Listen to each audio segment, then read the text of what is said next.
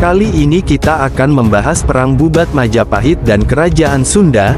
Dalam kisah ini banyak memiliki nilai sejarah yang harus kita kembangkan, karena banyak ilmu dan manfaat yang bisa kita ambil untuk mengenal budaya Indonesia. Menurut kisah pada masa itu, Gajah Mada berhasil menaklukkan wilayah-wilayah seperti Tumasek, Singapura, Tanjung Pura, Bali, Dompo, hingga Pulau Seram. Ia juga ingin menaklukkan kedua kerajaan Sunda dalam taklukannya, yaitu Kerajaan Galuh dan Kerajaan Sunda Pakuan. Adapun perselisihan antara Patih Gajah Mada dari Majapahit dan Maharaja Linggabuana dari Kerajaan Sunda, yang mengakibatkan meninggalnya seluruh rombongan Kerajaan Sunda di Pesanggerahan Bubat. Perang ini terjadi di Pesanggerahan Bubat, tempat penginapan rombongan Kerajaan Sunda yang akan datang ke Kerajaan Majapahit.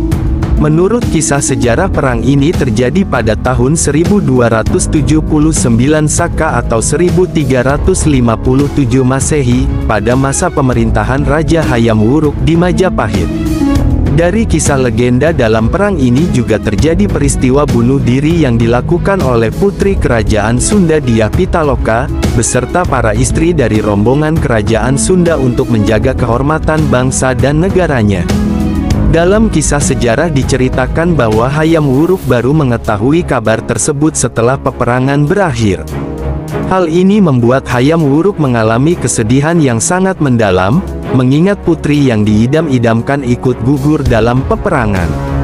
Pada awalnya Hayam Wuruk hendak mencari permaisuri untuk mendampingi dirinya. Saat itu, dia ingin memperistri Dyah Pitaloka Citrasemi, putri dari Prabu Maharaja Linggabuana Wisesa Kerajaan Galuh.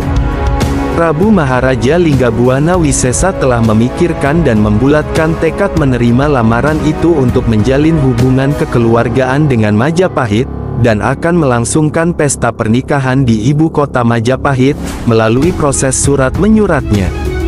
Dengan kehendak dan persetujuan Raja Galuh, akhirnya rombongan berangkat untuk pergi ke ibu kota Majapahit.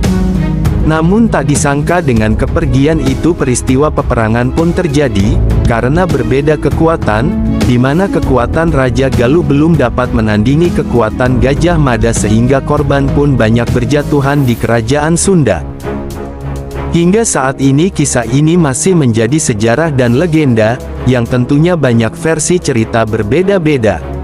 Bagi kita cukup mengambil hikmahnya dan melestarikan untuk masa depan.